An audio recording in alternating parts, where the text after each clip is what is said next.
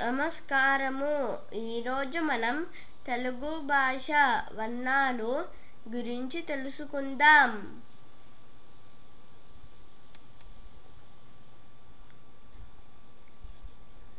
తెలుగు భాషలోని వర్ణాలను 3 విధాలుగా విభజించారు.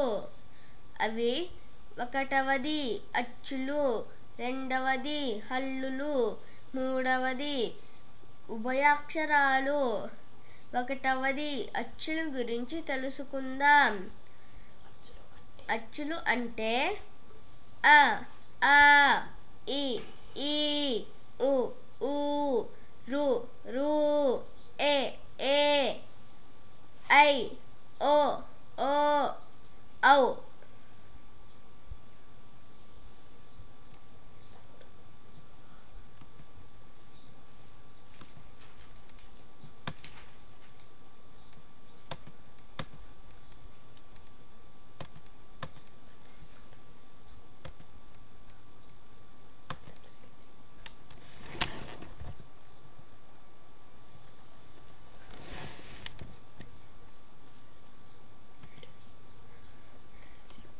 అచ్చులు హ్రస్వాలు, దీర్ఘాలు అని 2 విధాలు.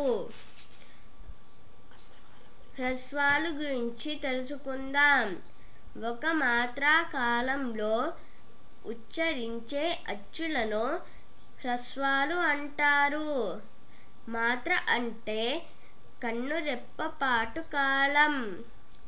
అవి అ, ఇ, ఉ, రు, ఏ, ఓ. దీర్ఘాలు 2 మాత్రల కాలంలో ఉచ్చరించే అచ్చులను దీర్ఘాలు అంటారు.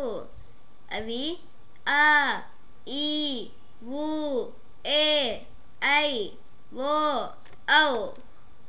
ధన్యవాదములు.